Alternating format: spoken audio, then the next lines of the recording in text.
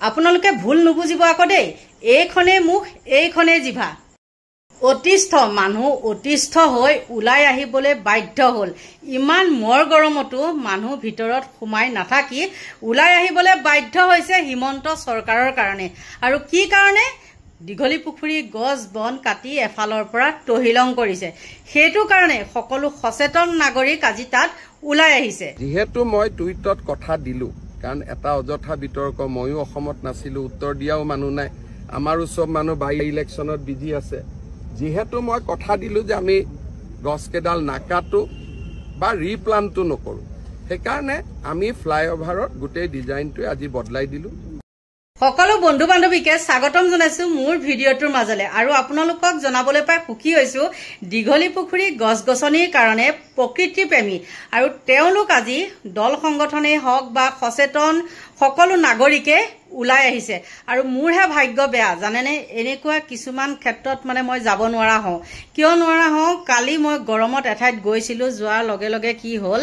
গৰম সোমাই মোৰ গা অৱস্থা একদম বেয়া আৰু তাতে যেনতেন গলো কি চলুহেঁতেন কাম কৰা মানুহ দুজন আহিলে আৰু সেই মানুহ দুজনক এই থৈ মই যাব নোৱাৰো কাৰণ দেখাই থাকিব লাগে সেইটো কাৰণে মই যাব নোৱাৰিলো আৰু সকলো দল সংগঠনৰ মানুহ আহি একেলগে যেতিয়া মানে হেৰি কৰিছে তেওঁলোকে মানে একদম শৃংখলাবদ্ধভাৱে আন্দোলন কৰিছে সঁচাকৈ দেখি বহুত ভাল লাগিছে আৰু এটাই মানে কামনা কৰো কি যাতে আমাৰ গছ বনবিলাক সুৰক্ষিত হৈ থাকে কিন্তু এইখন চৰকাৰে শুনিব জানো আৰু বিশেষতে এটা একদম সাংঘাতিক মানে কথা অকল যে দীঘলী পুখুৰী পাৰত গছখিনি কাটিছে সেইটো নহয় একদম আপোনালোকেতো জানি এজিপি যিটো মুখ্য কাৰ্যালয় সেই কাৰ্যালয়টোৰ ফ্ৰণ্টত যিখিনি গছ আছে এফালৰ পৰা কাটি তহিলং কৰিছে আৰু আমাৰ খাপলাংকাই হওক আৰু এজন দৰিয়া আছে যে কিবা কেশৱ মহন্ত তেওঁ হওক খাপলাংকাইটো আপোনালোকে গম পাইছেই নহয় নে কোনজনৰ কথা কৈছো সেই খাপলাংকাই আৰু সেইজন তেওঁলোক কিন্তু একদম নিমাত তেওঁলোকৰ মতে মানে এই অফিচ ভাঙ গছ কাট যি কৈ থাক মুঠতে আমাৰ চকীখন লাগে আমি হেৰি কি আগতে যে এবাৰ আপোনালোকে মনত আছে নে নাই জানো খেতি পথাৰত যে জাগিৰোডৰ পৰা চুনশিল নিম বুলি কৈ পেলাই যে সেই হেৰি বিলাক বাঁহ গছৰ যে সেই বগা বগা সেইবিলাক যে দিছিলেগে সেইটো আকৌ দৰিয়া তেওঁ আকৌ কি কৰিছে কব নোৱাৰে তেওঁলোকে এখাৰ মাত মতা দেখিছেনে নাই মতা গোটেই কিটা দৰিয়াই আৰু লগতে খাপলাংকাই তেওঁলোকে মুঠতে আমাৰ চকীখন যাব বুলি হিমন্ত বিশ্ব শৰ্মাৰ ভৰি তলত বহি আছে কিজনী আমাৰ চকীখন হেলেক পেলেক চকীখন কিজনী গুচি যায় সেইটো হ'ল তেওঁলোকৰ কৰ্মকাণ্ড তেওঁলোকে কি লগ হ'ব নোৱাৰিলে হয় নেকি কওকচোন বাৰু বা আপুনি এইটো কাম নকৰিব কিমান দেখিছো বাইপাছৰ হেৰি হওক আমাৰ ইয়াত নহয় বাহিৰত দেখিছে কি জানি গছডাল মাজতে থাকে দুইটা সাইডেদি কি সুন্দৰকৈ ৰাস্তা বনাই নিয়ে এখন ফটো সোশ্যাল মিডিয়াত খুব সুন্দৰকৈ ভাইৰেল হৈ আছে সেইবিলাক আদৰ্শ কি ল'ব নোৱাৰে নেকি এনে গুৱাহাটীখন গৰমে দহি পেলাইছে মানে একদম কি অৱস্থা নাই কালি কেবাদিনৰ মূৰত মই গৈছিলো উলুবাৰী ফালে এটা কামত হে ভগৱান মানে মই কৈছো যে মই মোক সেই কামটো হেৰি কৰিব নালাগে মোক ঘৰত থৈ আহ মই লৰাটো কিমান উৎপাত কৰিছো মোক থৈ আহি কৈছে এতিয়া পাইছো গম পাইছনে তাৰ পিছত গলো মই সুপাৰ মাৰ্কেটতো বাপৰে গছ বন নাই আগৰ কি সুন্দৰ আছিল সেই গছ গছনিবিলাক এতিয়া নাই কো ব্ৰিজৰ নামতে এইবিলাক ৰাস্তা নামত নহয় ব্ৰিজৰ নামত ৰাস্তা হৈ আছে আৰু কি কব গতিকে আপোনালোকৰ মাজত আৰু মই কিনো কম মানে একে মানে ভাষা নাইকিয়া ক'বলৈ গম পাইছে আৰু মই যে যাব নোৱাৰিলো সেইটো কাৰণে কিন্তু মোৰ বহুত বেয়া লাগিছে যি কি নহওক মই নগলো নাই ন আৰু আমাৰ লগৰ বহুত সতীৰ্থ তাত গৈছে সঁচাকে বহুত ভাল লাগিছে তেওঁলোকৰ মানে ইমান সচেতন হেৰিটো দেখি পেলাই ভাল লাগিছে সচেতন নাগৰিক যে আমাৰ মাজত এতিয়াও বহুত আছে সেইখিনিয়ে আমাৰ কাৰণে বহুত মানে আমি নিজকে মানে ভাগ্যৱান বুলি ভাবো আৰু আপোনালোকৰ মাজলে বেছি কথা নকৈ পেলাই অকমান ভিডিঅ' আগবঢ়াই দিছো চাওক ফ্লাইঅভাৰ নিৰ্মাণৰ বাবে গুৱাহাটীত যি অবাধ বন ধ্বংস অভিযান অব্যাহত ৰখা হৈছে সেই বন ধ্বংস অভিযানৰ বিৰুদ্ধে আজি গুৱাহাটীৰ সচেতন মহলে ব্যাপক প্ৰতিবাদ সাব্যস্ত কৰিছে আজি গুৱাহাটীৰ দীঘলী পুখুৰীৰ পাৰত বৃহৎ মানৱ শৃংখল কাৰ্যসূচী গঢ়ি তুলিছে বিভিন্ন দল সংগঠন আৰু গুৱাহাটীৰ নাগৰিক সমাজে আজিৰ দিনটোত দেখা গৈছে যে গুৱাহাটীৰ দীঘলী পুখুৰীৰ পাৰত বা আমবাৰীৰ আশে-পাশে বিভিন্ন অঞ্চলত ফ্লাইঅভাৰ নিৰ্মাণৰ বাবে কেইবাজোপৰ বৃহৎ গছ যিসমূহ গছ প্ৰায় শতবৰ্ষ গৰকা বুলি দাবী কৰা হৈছে সেইসমূহ গছ কাটি বা সেইসমূহ স্থানান্তৰ কৰি অন্য স্থানত ৰোপণ কৰাৰ বাবে পদক্ষেপ গ্ৰহণ কৰিছে। আৰু ইয়াৰ পূৰ্বে দীঘলী পুখুৰী পাৰৰ বা আমবাৰীৰ অনেক গছ কাটি পেলোৱাৰ দেখিবলৈ পোৱা গৈছিল। আৰু তাৰ বিৰুদ্ধে আজি গুৱাহাটীৰ দীঘলী পুখুৰী পাৰত বৃহৎ মানৱ শৃংখল কাৰ্যসূচী গঢ়ি তোলা দেখা গৈছে। আৰু এই মানৱ শৃংখল কাৰ্যসূচীৰ জৰিয়তে চৰকাৰৰ যি বনধ্বংস অভিযান সেই বনধ্বংস অভিযানৰ বিৰুদ্ধে এক হুংকাৰ প্ৰদান কৰা হৈছে। আমি প্ৰতিবাদৰ সামগ্ৰিক দৃশ্য আপোনালোকক দেখুৱাম আৰু ইয়াত যিসকল প্ৰতিবাদকাৰীয়ে অংশগ্ৰহণ কৰিছে তেওঁলোকৰ মন্তব্য ল'বলৈ চেষ্টা কৰিম। আপোনালোকে দেখা পাব যে তেওঁলোকে হাতে হাতে প্লে কাৰ্ড লৈ তেওঁলোকে প্ৰতিবাদ সাব্যস্ত কৰিছে। গছ হত্যাৰ সিদ্ধান্ত বাতিল কৰা হওক, পৰিৱেশ সুৰক্ষাৰ স্বাৰ্থত মানুহৰ স্বাৰ্থত দীঘলী পুখুৰী বচাওক, যদি গছ নাথাকে উন্নয়নকাৰ, যদি মানুহ নাথাকে বিকাশকাৰ, অপৰিকল্পিত স্থানান্তকৰণৰ নামত গছ হত্যা বন্ধ কৰক, এনে এলানি বাক্য বা শ্লোগানেৰে প্লে কাৰ্ড লৈ তেওঁলোকে দীঘলী পুখুৰীৰ পাৰত এতিয়া মানৱ শৃংখল কাৰ্যসূচীৰ জৰিয়তে প্ৰতিবাদী কাৰ্যসূচী গ্ৰহণ কৰিছে। আমি আগলৈ যাম আৰু প্ৰতিবাদকাৰীৰ মন্তব্য ল'বলৈ চেষ্টা কৰিম, কিন্তু তাৰ আগতে আমি সামগ্ৰিক দৃশ্য আপোনালোকক দেখুৱাইছোঁ। আগলৈ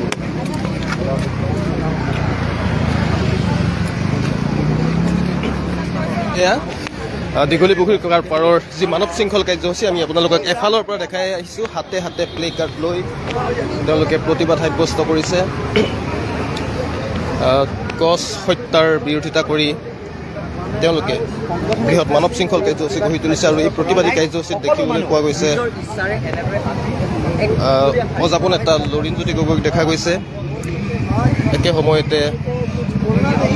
ৰাজ্যসভাৰ সাংসদ অজিত ভূঞাকো দেখিবলৈ পোৱা গৈছে। মই লৰিণজ্যোতি গগৈৰ ওচৰত যাবলৈ চেষ্টা কৰিম। দাদা,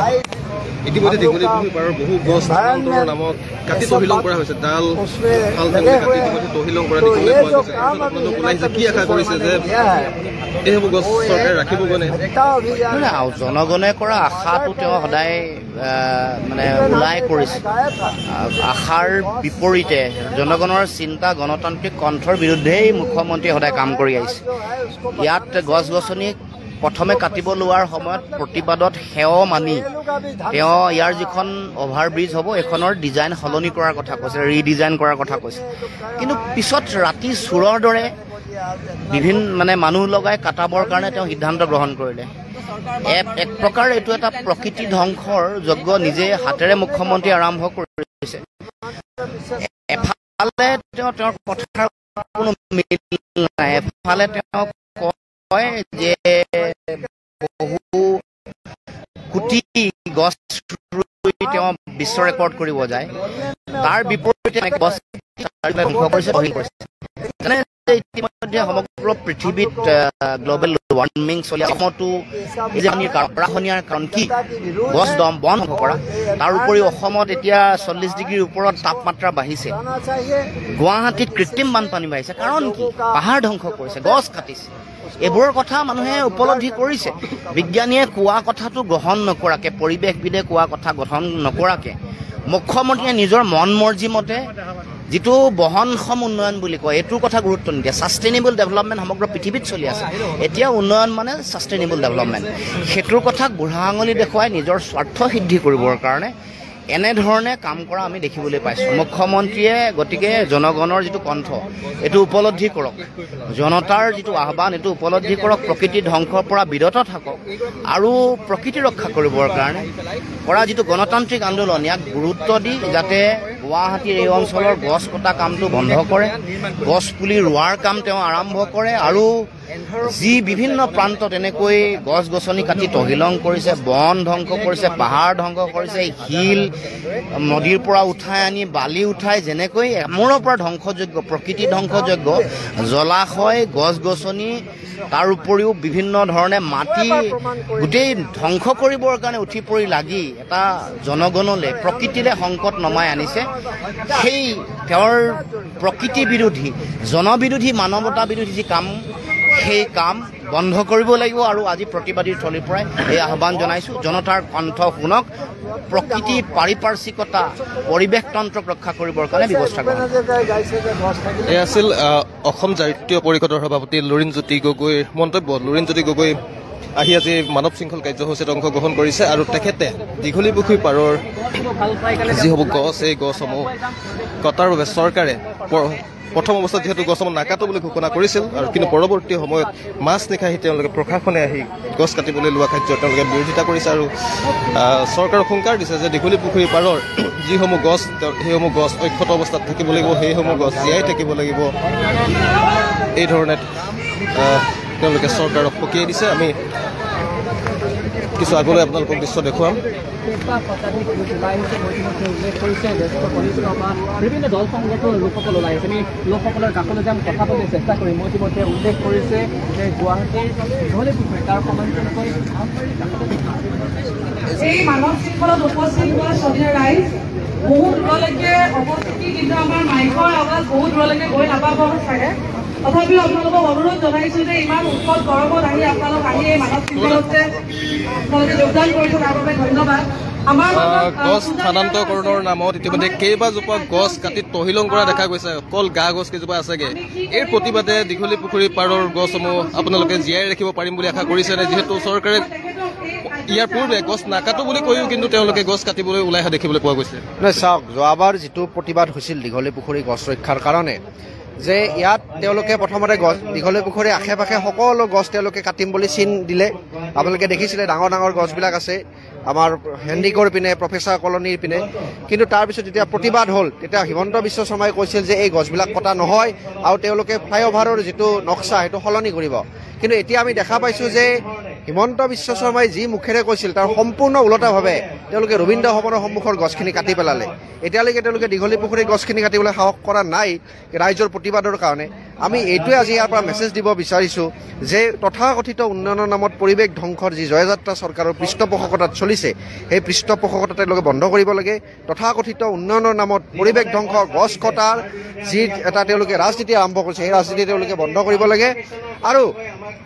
বহনক্ষম উন্নয়ন যিটো ছাষ্টেইনেবল ডেভেলপমেণ্ট বুলি আমি কওঁ তাৰ ওপৰত চৰকাৰে গুৰুত্ব দিব লাগে আজি চাওক আজি গছ কটাই পৰিৱেশ ধ্বংস বুলি নহয় তেওঁলোকে সাধাৰণ মানুহৰ পৰা উন্নয়নৰ নামত মাটি কাঢ়ি গোটেই পৰিৱেশ চিৰদিনৰ কাৰণে ধ্বংস কৰাৰ কাৰণে তেওঁলোকে পৰিকল্পনা কৰিছে আজি আমি ইয়াত প্ৰতিবাদ কৰিছোঁ সেই সময়ত বড়োলেণ্ডত বড়ো মানুহে প্ৰতিবাদ কৰি আছে আজি আমি যেতিয়া ইয়াত প্ৰতিবাদ কৰি আছোঁ কাৰ্বি আংলঙত কাৰ্বি মানুহে প্ৰতিবাদ কৰি আছে ৰাভা আছঙত ৰাভা মানুহে প্ৰতিবাদ কৰি আছে সকলোতে কিন্তু এটাই কথা যে গছ ৰক্ষা কৰিব লাগে পৰিৱেশ ৰক্ষা কৰিব লাগে আৰু স্থানীয় মানুহৰ যি মাটি ভেটি সেই ৰক্ষা হ'ব লাগে জীৱন জীৱিকা ৰক্ষা হ'ব লাগে সকলো বস্তু এটাৰ লগত এটা ইণ্টাৰ কানেক্টেড হৈ আছে গতিকে স্থানীয় মানুহৰ জীৱন জীৱিকা গছ সুৰক্ষা প্ৰকৃতি সুৰক্ষা আৰু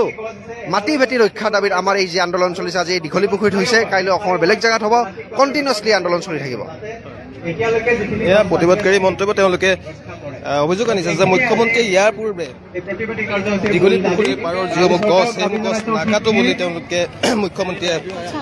ঘোষণা কৰিছিল কাৰণ ব্যাপক প্ৰতিবাদৰ পাছত দীঘলী পুখুৰীৰ পাৰৰ গছসমূহ কাটিবলৈ লোৱাত যি বিশাল প্ৰতিবাদ সাব্যস্ত হৈছিল সেই প্ৰতিবাদত সেও মানে মুখ্যমন্ত্ৰীয়ে কৈছিল যে লাগিলে প্ৰয়োজন সাপেক্ষে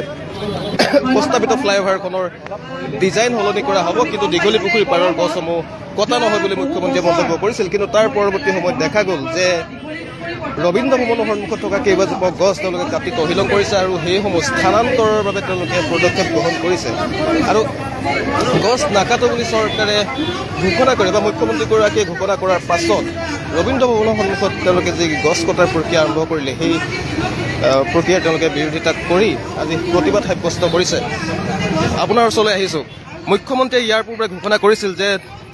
দীঘলী পুখুৰীৰ পাৰৰ গছসমূহ কটা নহয় কিন্তু পৰৱৰ্তী সময়ত দেখা গৈছে ৰবীন্দ্ৰ ভৱনৰ সন্মুখত তেওঁলোকে কিন্তু সেই কামকে পুনৰবাৰ কৰা দেখা গ'ল সেইখিনিৰ পৰা যেতিয়া আমি এই গছ কটাযোৰ পৰা আৰম্ভ হৈছে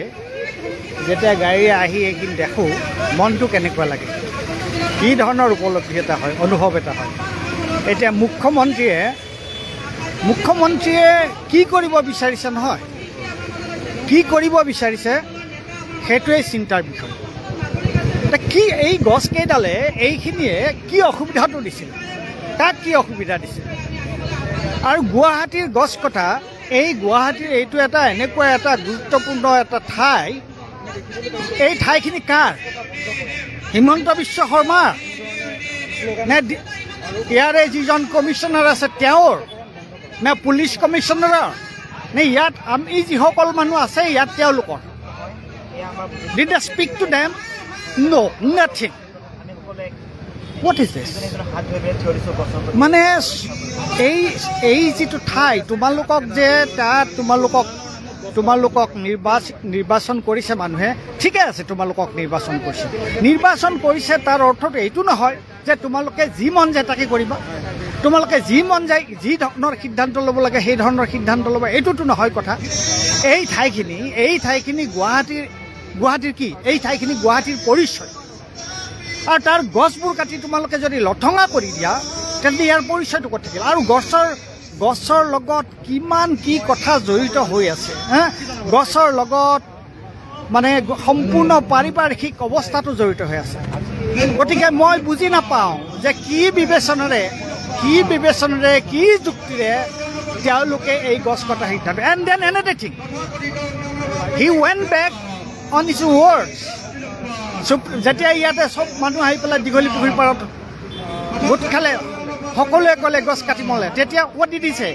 টুইট কৰিলে যে নাই গছ কটা নহয়, ফ্লাইঅভাৰখন ইয়ালে। নাও what is happening? যে তুমি তোমাৰ যিটো কথা কৈছিলা সেই কথাটো ক'ত ৰাখিলা, তুমি কি কৰিলা? এই যিটো ব্যৱহাৰ এই যিটো দৃষ্টিভংগী, এইটো এটা অত্যন্ত ক্ষতিকাৰক দৃষ্টিভংগী, নাগৰিকৰ কাৰণে, সমাজৰ কাৰণে, গুৱাহাটীৰ কাৰণে অত্যন্ত ক্ষতিকাৰক। আৰু এটা কথা মনত ৰাখিব, এইটো কেৱল গুৱাহাটীত আমি দেখিছোঁহে, আৰু যে গোটেই অঞ্চলটোত, গোটেই অসমৰ বিভিন্ন ঠাইত যি ধৰণৰ মানুহক, ভূমিপুত্ৰক যি ধৰণে উচ্ছেদ কৰা তেওঁলোকে আঁচনি লৈছে, এইটো মাৰাত্মক, আৰু আমি সকলোৱে ইয়াৰ প্ৰতিবাদ কৰিছোঁ।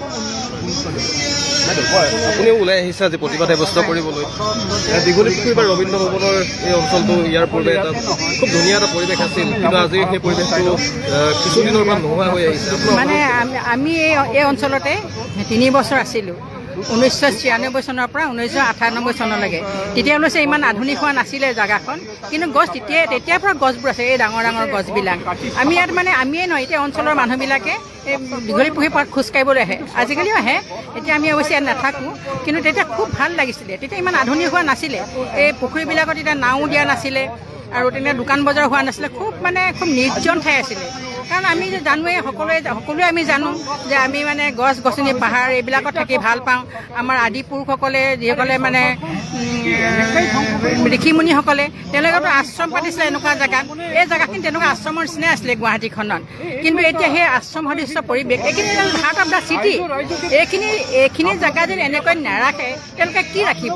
আৰু আমি এতিয়া চৰকাৰৰ কথাই ক'ব লাগিব, তেওঁলোকে এইবিলাক দায়িত্ব লৈছে। আৰু মই ভাবিছোঁ যে এই গছৰ ডালবিলাক কাটি দিলে হৈ যায়। এতিয়া দেখি এই ডালকেইটা কাটি দিলে হৈ যায়, গছডালটো তাৰ কাটিব নালাগে। আৰু নিজে মই খুব গছ ভাল পাওঁ, মোৰ নিজৰ চানমাৰী ঘৰতো মই বিভিন্ন ধৰণৰ গছ আনি মই ৰুইছোঁ। আৰু এইবিলাক বছৰত এবাৰ যদি আমি কাটিং কৰোঁ, তেতিয়া আৰু নেক্সট 2 বছৰমান কাটিং কৰিব নালাগে, তেতিয়াহ'লে জেগাখিনি অলপ মুকলিও হ'ব আৰু মানে গছ কিন্তু থাকিব। এতিয়া ৰবীন্দ্ৰ ভৱনটোত আমি তাতে কিমান নাটক চাইছিলোঁ, এতিয়া খুব দুখ পাইছে, তাৰ গছবিলাক কাটি পেলাইছে। ৰবীন্দ্ৰ ভৱনটো কিমান এনেকুৱা লঠঙা হৈ গৈছে, দেখিবলৈ দুখ লগা হৈ গৈছেগৈ। গতিকে চৰকাৰ আমাৰ যিজন আমাৰ মুখ্যমন্ত্ৰী, তেখেতে এবছৰ আগতে কৈছিলে যে আমি এইবিলাক নাকাটো, ৰাইজক আমি মানে অন্তৰত দুখ নিদিওঁ, কিন্তু তেওঁলোকে কথা নাৰাখিলে। গতিকে আমি এতিয়া মানুহবোৰ কি কাৰণে ওলাই আহিছে, সকলোৱে মানে পৰিৱেশটো ভাল পায়, আমি যাতে সুস্থ শৰীৰে আমি জীয়াই থাকিব পাৰোঁ, আমি অক্সিজেন পাওঁ। সেইকাৰণে এই গৰমত মানে যে সকলোৱে মানে ওলাই আহিছে, মানে সকলো মানে পুৰুষ মহিলা ছাত্ৰ ছাত্ৰী এইবিলাক ওলাই আহিছে। কি কাৰণে ওলাই আহিছে? সকলোৱে আমি ইয়াৰ গুৰুত্ব বুজি পাইছোঁ, কাৰণ পৰিৱেশ যদি আমাৰ ধ্বংস হয় আমি কেতিয়াও ভালদৰে জীয়াই থাকিব নোৱাৰিম। আজিকালিতো আমাৰ অসমৰ নালাগে মানুহে সকলোৱে বিদেশলৈ যায়। বিদেশত মই আমেৰিকাৰ কথা মই জানো, তাত এডাল গছৰ ঠানি কাটিবৰ কাৰণে বিভিন্ন চেনেলৰ মাজেৰে যাব লাগিব তেওঁলোকে, এটা ঠানি কাটিবৰ কাৰণে।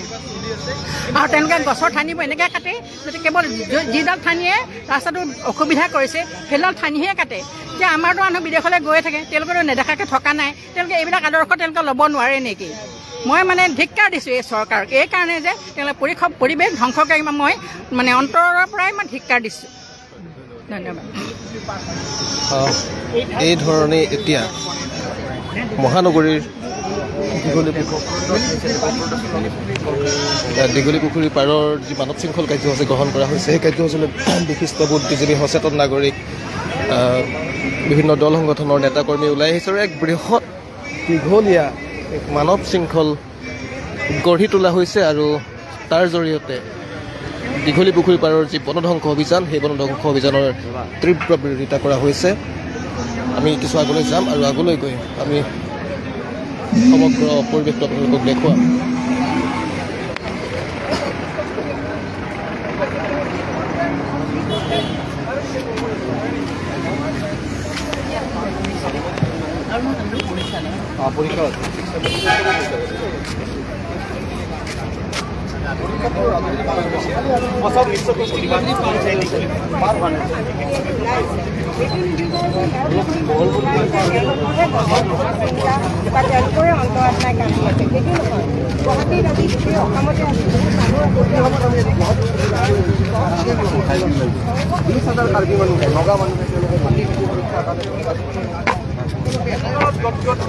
যদি কাটিম বুলিয়ে ধ্বংস কৰিম বুলিয়ে ভাবে তেওঁলোকৰ সচেতন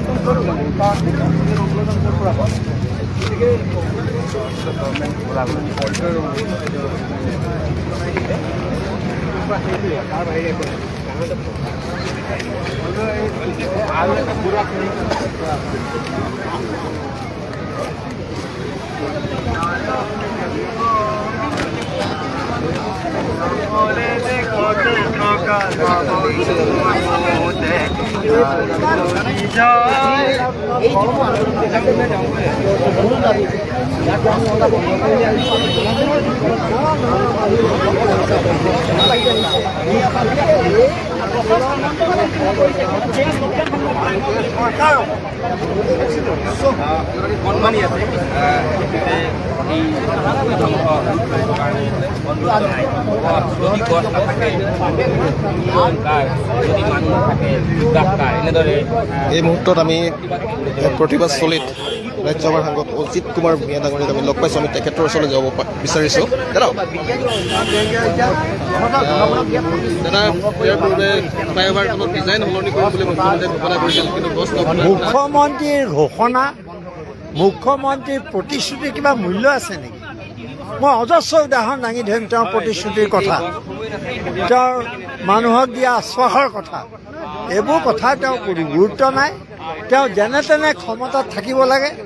আৰু তাৰ কাৰণে মানুহৰ বিৰুদ্ধে, সমাজৰ বিৰুদ্ধে যিমানখিনি কৰিব লাগে তেওঁ কৰিবলৈ প্ৰস্তুত। সেইকাৰণে আমি কওঁ যে গণতান্ত্ৰিকভাৱে নিৰ্বাচিত এজন মুখ্যমন্ত্ৰী হৈও তেওঁ এজন আজি একনায়কত্ববাদী, এজন ফেচিষ্ট নেতা। যি মানুহে গছ কাটিব পাৰে এনেকে নিৰ্বিবাদে, মানুহৰ কোনো প্ৰতিবাদলৈ কাণ এষাৰ নকৰে, তেওঁ কেনেকুৱা মানুহ হ'ব পাৰে? গছ থাকিলে মানুহ থাকিব, ভূপেন হাজৰিকাই গাইছিল। আজি সুপ্ৰিম কোৰ্টে কৈছে যে এজন মানুহক হত্যা কৰাতকৈ ডাঙৰ অপৰাধ গছ। কিয় কৈছে? কাৰণ তাত আমাৰ সংস্কৃতি, তাত আমাৰ জীৱন, তাত আমাৰ পৰিৱেশ, এই সকলোবোৰ জড়িত হৈ আছে। শতিকাজোৰা গছবোৰ কাটি পেলাইছে, কথা নাই বতৰা নাই। মানুহৰ প্ৰতিবাদৰ ওচৰত তেওঁ অলপ সেৱা হ'বলগীয়া হ'ল, গৈ পেলাই আকৌ তেওঁ সেই বেয়া কামলৈ গুচি গ'ল। কাৰণ তেওঁৰ মানসিক ভাৰসাম্য হেৰাইছে আৰু তেওঁ কি কৈছে, কি কৰিছে তেওঁ নিজেই নাজানে। আৰু এইবিলাকৰ মাজত এটা ডাঙৰ ব্যৱধান হৈছে কথা আৰু কামৰ মাজত। গতিকে ৰাইজ ওলাই আহিবলৈ বাধ্য হৈছে ইমান গৰমত। আজি বুদ্ধিজীৱী, বিজ্ঞানী, শিল্পী, লেখক, সকলো ধৰণৰ মানুহ আজি ওলাই আহিছে। কিয়? তেওঁলোক বাধ্য হৈছে এই প্ৰতিবাদ কৰিবলৈ। আৰু মই ভাবোঁ মানুহে যদি এতিয়াই পাৰিপাৰ্শ্বিকৰ কথা নাভাবে, এই চৰকাৰখনৰ জঘন্য কাণ্ড, যিবিলাক ভয়ংকৰ কাণ্ড হৈছে, এইবিলাক যদি এতিয়াই প্ৰতিহত নকৰে, প্ৰতিৰোধ নকৰে, তেতিয়াহ'লে আমাৰ ভৱিষ্যত অতি ভয়ংকৰ। আৰু সেইকাৰণে আজি ইয়াত আমি উপস্থিত হৈছোঁ। এয়া আছিল সাংসদ অজিত কুমাৰ ভূঞাৰ মন্তব্য। তেখেতে প্ৰতিবাদী কাৰ্যসূচীত অংশগ্ৰহণ কৰি তেখেতে মন্তব্য প্ৰকাশ কৰিছে যে মুখ্যমন্ত্ৰীগৰাকীয়ে বিভিন্ন সময়ত যদিও দীঘলী পুখুৰীৰ গছ নাকাটো বুলি ঘোষণা কৰিছে, কিন্তু তেখেতৰ কথাৰ আৰু কামৰ কোনো সামঞ্জস্য নাই বুলি তেখেতে কঠোৰ ভাষাৰে মুখ্যমন্ত্ৰীগৰাকীক সমালোচনা কৰিছে আৰু সকীয়াই দিছে যে দীঘলী পুখুৰী পাৰৰ গছ কোনো কাৰণতে নাকাটিবলৈ সকীয়াই দিছে। এই মুহূৰ্তত আমাৰ লগত উপস্থিত আছে প্ৰদেশ কংগ্ৰেছৰ নেতা মেহেদি আলম বৰা ডাঙৰীয়া। মই আপোনাৰ ওচৰলৈ আহিছোঁ। মুখ্যমন্ত্ৰীয়ে ইয়াৰ পূৰ্বে কৈছিল দীঘলী পুখুৰী পাৰৰ ফ্লাইঅভাৰ যে প্ৰস্তাৱিত ফ্লাইঅভাৰ তাৰ ডিজাইন সলনি কৰা হ'ব কিন্তু গছ কটা নহয় কিন্তু পৰৱৰ্তী সময়ত আকৌ একেটা কামকে কৰা দেখা গ'ল আচলতে মুখ্যমন্ত্ৰীৰ কথাৰ কোনো মানে ঠিক নাই তেখেতে কেতিয়া কি কৰি নিজেই নাজানে আচলতে তেওঁ এটা পলাতক মনোবৃত্তি লৈ কথাবিলাক কয় তেওঁ ভাবে যে সাময়িকভাৱে পলাই দিব পাৰিলেই সমস্যাটোৰ সমাধান হ'ব তেওঁ সমস্যা সমাধানৰ পক্ষে কেতিয়াও নাই তেওঁ সদায় মিছা কথা কৈ ভাল পায় মানুহক বিপথে পৰিচালিত কৰি ভাল পায় মানুহক বিভ্ৰান্ত কৰি ভাল পায় আৰু এই যে গছ কাটিছে আজিৰ যুগত যিটো তথ্য প্ৰযুক্তি আধুনিক তথ্য প্ৰযুক্তিৰ যুগত য'ত 5 তালা 7 তালা ঘৰৰ ভিতৰতে ৰেল লাইন বনাই লৈ গৈছে সেই ক্ষেত্ৰত আধুনিক প্ৰযুক্তিয়ে কেইজোপামান গছ একেই ৰাখি এখন ফ্লাইঅভাৰ বনাব নোৱাৰাটোৰ কোনো মানে নাই আচলতে আমাৰ চৰকাৰৰ বিজ্ঞান আৰু বিজ্ঞান প্ৰযুক্তি আৰু আধুনিক যিটো মানে পদ্ধতি নিৰ্মাণৰ এইবিলাকৰ অভাৱ তেওঁ এনেই চিঞৰ বাখৰ কৰি থাকে অসম 1 নম্বৰত হয় অসম 1 নম্বৰত অসম এনকাউণ্টাৰত 1 নম্বৰ অসম নিবনুৱাত 1 নম্বৰত অসম মানে এই প্ৰকৃতি ধ্বংসৰ ক্ষেত্ৰত 1 নম্বৰত গতিকে আজি তেওঁ 1 নম্বৰ বুলি যিমানেই দাবী নকৰক এই যে গুৱাহাটীৰ দৰে এখন মহানগৰত তেখেতে দিল্লী দেখা নাই কি ধৰণেৰে গছ গছনি ৰুবলৈ আৰম্ভ কৰিছে আজি ইয়াত গছ ৰোৱাৰ সলনি এই ঐতিহ্যমণ্ডিত গছ কেইজোপা যে কাটি পেলালে এইটো সাধাৰণ কথা নহয় ইয়াত এটা সভ্যতা জড়িত হৈ আছে ইয়াত এটা সময় জড়িত হৈ আছে ইয়াত এটা সংস্কৃতি জড়িত হৈ আছে আজি গুৱাহাটীৰ এই পৰিৱেশ নষ্ট কৰি তেওঁ এখন ফ্লাইঅভাৰ বনাওক ফ্লাইঅভাৰো আমাক লাগে কিন্তু প্ৰকৃতি ৰক্ষণাবেক্ষণ দিয়াৰ ব্যৱস্থাটো তেওঁৰ চৰকাৰে কৰা উচিত আছিল গতিকে আমি ৰাইজৰ সৈতে আজি একমত হৈ এই প্ৰতিবাদী কাৰ্যসূচীত অংশগ্ৰহণ কৰিব আহিছোঁ এই ধৰণেই গুৱাহাটীৰ দীঘলী পুখুৰী পাৰত আজিৰ দিনটোত গছ কটা চৰকাৰৰ যি ভয়ংকৰ অভিযান সেই অভিযানৰ বিৰুদ্ধে আজি একেমুখে গুৱাহাটীৰ নাগৰিক সমাজ সচেতন মহল বিভিন্ন দল সংগঠনৰ নেতা কৰ্মী বিভিন্ন শিক্ষানুষ্ঠান বা মহাবিদ্যালয়ৰ শিক্ষাৰ্থী সকলো একেলগে ওলাই আহিছে আৰু ওলাই আহি বৃহৎ প্ৰতিবাদী কাৰ্যসূচীত অংশগ্ৰহণ কৰি তেওঁলোকে একেমুখে এটা উঠাই কৰিছে যে কোনো কাৰণতে দীঘলী পুখুৰী পাৰৰ গছ কাটিবলৈ দিয়া নহ'ব কোনো কাৰণতে দীঘলী পুখুৰী পাৰৰ এইসমূহ গছ কাটি ইয়াৰ যি স্বকীয়তা ইয়াৰ যি নিৰ্মল পৰিৱেশ ইয়াৰ যি এক সুস্থ প্ৰাকৃতিক পৰিৱেশ সেই পৰিৱেশ কোনো কাৰণতে ধ্বংস কৰিবলৈ দিয়া নহ'ব বুলি তেওঁলোকে স্পষ্ট ভাষাৰে আজি চৰকাৰক সকীয়াই দিছে কেইগৰাকীমান শিক্ষাৰ্থী আছে মই শিক্ষাৰ্থীগৰাকীৰ ওচৰলৈ যাবলৈ চেষ্টা কৰিম গছ ৰক্ষাৰ স্বাৰ্থত তোমালোক শিক্ষাৰ্থী সমাজো আজি ৰাজপথলৈ ওলাই আহিবলগীয়া হৈছে ইয়াতকৈ আৰু মানে আচলতে কথাটো আমি গছ বচাবলৈ অহা নাই আমি আমাক বচাবলৈ আহিছোঁ কাৰণ আজিৰ দিনটোত গছ গছনি কাটি যি এটা বিশৃংখল পৰিস্থিতিৰ সৃষ্টি কৰা হৈছে আজি চাৰিওপাশে পৃথিৱীত গছ গছনি কটাৰ ফলতেই হওক বিভিন্ন কাৰণতে হওক যি গোলকীয় উষ্ণতা বাঢ়িছে আজিৰ দিনটোত এতিয়া এটা ছাতি নোহোৱাকৈ মানুহে ৰ'দত খোজকাঢ়িব নোৱাৰা হৈছে আজিৰ দিনটোত 4-5 বছৰতকৈ উষ্ণতা বৃদ্ধি বেছিকৈ পাইছে সূৰ্যৰ তেনেকুৱা এটা প্ৰেক্ষাপটত যদি চৰকাৰখনে গছ কাটি উন্নয়ন কৰিছোঁ বুলি কয় তেতিয়াহ'লে সেই উন্নয়ন নালাগে পৰিৱেশৰ বিনিময়ত আমাক উন্নয়ন নালাগে আমাক সমানে পৰিৱেশো লাগিব আমাক সমানে উন্নয়নো লাগিব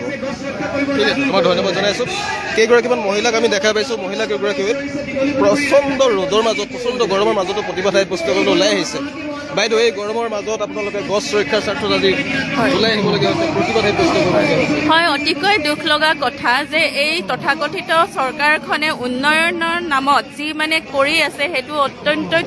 মানে ঘৃণনীয় কাৰণ চাওক উন্নয়ন চবকে লাগে কিন্তু উন্নয়নৰ নামত যদি ধ্বংসলীলা কৰে তেতিয়াহ'লে আমি কেতিয়াও মানি নলওঁ আজি উন্নয়নৰ নামত তেওঁলোকে উচ্ছেদ কৰিব উন্নয়নৰ নামত তেওঁলোকে গছ কাটিব এইটো কেনেধৰণৰ উন্নয়ন আপোনালোকে চাওক যদি উন্নয়ন কৰিবলৈ আছে তেতিয়াহ'লে সকলোকে লৈ পেলাই উন্নয়ন কৰক কাৰণ যেতিয়া এই চৰকাৰখনে কৈছিলে যে সবকা সাথ সবকা বিকাশ এতিয়া কিয় সবকা সাথ সবকা বিকাশ নহয় এতিয়া কিয় অকল পুঁজিপতিৰ কাৰণেহে বিকাশ হৈছে কিন্তু আমাৰ নিচিনা দৰিদ্ৰ শ্ৰেণীৰ মানুহৰ কাৰণে কিয়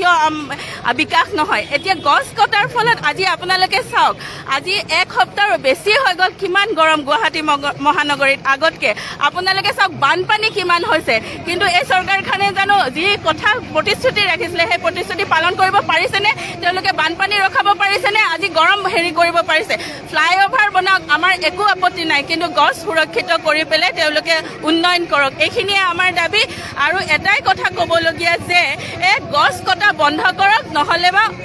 আমাৰ সাধাৰণ ৰাইজ জাগিছে আৰু ইয়াতকে জংগী আন্দোলন হ'বলৈ আমি সাজু হৈ আছো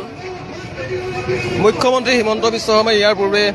ঘোষণা কৰিছিল যে দীঘলী পুখুৰীৰ গছ কোনো কাৰণতে কটা নহয় তাৰ সলনি প্ৰস্তাৱিত ফ্লাইঅভাৰখনৰ ডিজাইন সলনি কৰিব বুলি কৈছিল কিন্তু তাৰ পিছত পুনৰ একেটা ঘটনাকে দেখা গ'ল ৰবীন্দ্ৰ ভৱনৰ সন্মুখত তেওঁলোকে গছ কাটিবলৈ আৰম্ভ কৰিলে আপুনি ৰাইজৰ দলৰ ফালৰ পৰা আজি প্ৰতিবাদত অংশগ্ৰহণ কৰিবলৈ অহা দেখা গৈছে কি ক'ব হিমন্ত বিশ্ব শৰ্মাই কোনটো কথাতে ৰক্ষা কৰিছে হিমন্ত বিশ্ব শৰ্মাৰ মুখৰ কিবা অৰ্থ আছে নেকি মানে মুখৰ কিবা লেগাম আছে নেকি হিমন্ত বিশ্ব শৰ্মা এনে এজন মানুহ যিজনে আজি ৰাতিপুৱা এটা কথা কয় গধূলি এটা কথা কয় আকৌ কাইলৈ সেইটো উল্টাকে কথাটো কৈ দিব গতিকে তেখেতৰ কথাৰ ওপৰত মানুহে বিশ্বাস কৰাটোৱেই ভুল আচলতে আৰু গছ কটা যি ধৰণে আৰম্ভ কৰিছে আপোনালোকে দেখিছে যে গুৱাহাটীখন কি ধৰণে একেবাৰে শুকান হৈ গৈছে এই অৱস্থাত আজি আৰু যদি গছবিলাক এই ধৰণে কাটি শেষ কৰে তেনেহ'লে ইয়াৰ যিটো ভৱিষ্যতটো কিন্তু গুৱাহাটী খুব বেয়া আৰু কেৱল গুৱাহাটী বুলিয়ে নহয় আজি আমি দেখিছোঁ যে উত্তৰ পূৰ্বাঞ্চলত সমগ্ৰ উত্তৰ পূৰ্বাঞ্চলত আজি ক'ৰবাত বৃহৎ নদীবান্ধ বনোৱাৰ নামত গছ কটা আৰম্ভ কৰিছে ক'ৰবাত চ'লাৰ প্ৰজেক্ট বনোৱাৰ নামত গছ কটা আৰম্ভ কৰিব বিচাৰিছে এই ধৰণে নিশ্চয় আপোনালোকে দেখিলে কি সুন্দৰ শৃংখলাবদ্ধভাৱে তেওঁলোকে আন্দোলন কৰিলে আৰু সেই আন্দোলনক মহিমূৰ কৰিবৰ কাৰণে কিছুমান পুলিচ প্ৰশাসন তাত ৰাখিছে আৰু সেই পুলিচ প্ৰশাসনে কি কৰিছে জানেনে গছৰ ছাঁ বিচাৰি পেলাই মানুহখিনিক ৰখি আছে তেনেহ'লে চাওকচোন আৰু এটা কথা তেওঁলোকৰ গাত দুখ দিলেও নহ'ব নহয় জানো মামাই আদেশ দিছে তেওঁলোকে কৰিছে মই যে কওঁ পুলিচ বহতীয়া গতিকে বহতীয়া কাম কৰিবই লাগিব নহয়নে বাৰু খুৱাই পিন্ধাই ৰাখিছে যেতিয়া তেওঁলোকৰ কাম তেওঁলোকে কৰিবই লাগিব এইখিনিয়ে আছিলে ভিডিঅ'টো আৰু আপোনালোকক মানে বেছি দীঘল হৈ গৈ থাকিলেও অশান্তি পাব নহয় জানো গতিকে মোৰ ভিডিঅ'টো ইমানতে সামৰণি মাৰিছোঁ বাই বাই